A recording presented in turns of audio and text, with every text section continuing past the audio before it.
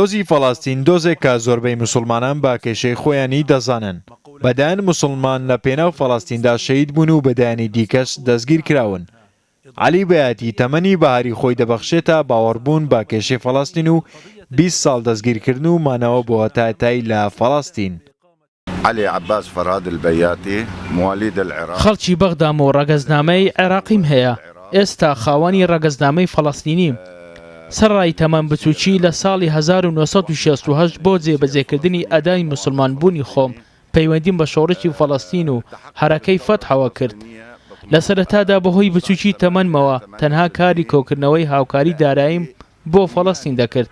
دواتر بوومە چەکداری شۆڕشی فەڵاستینی، دوای ئەوەش لەلایەن ئیسرائیلەوە دەستگیر کرام.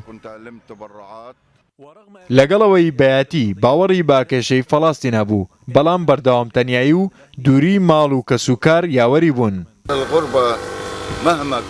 سەرڕای غەریبی بەڵام هەمومان عەرەب و فەڵاستینین. عێراق و فەڵاستین هەردووچیان وڵاتی منن. لەگەڵ ئەوەشدا بەپەرۆشەوەم بۆ عێراق و گوێ لە گۆرانی عێراقی دەگرم و بەپەرۆشەوەم بۆ بینینی کەسوکارم. بەڵام ئەو کارە بەدەستی من نییە. خەونی بینینی کەسوکار لەلایەن بەیاتیەوە بۆ گەمارۆدانی غەزە گۆڕا.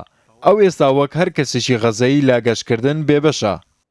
والعالم كله عارف انه غزة هەموو جیهان ئەوە دەزانێت کە غەزە گەمارۆ دراوە و لە هەموو لایەکیشەوە داخراوە. دەواازەی ڕەفعی نێوان میسر و غەزە لە 3 یاخود 4 مانگ تەنیا 48 کاتژێر دەکرێتەوە کە ئەویش بۆ قوتابیان و نەخۆش بەس نییە کە کارەکە بەو شێوەیە بێت چۆن دەرفەتی گەشتکردنم بۆ عێراق و بینینی کەس و کارم لە عێراق دەبێت.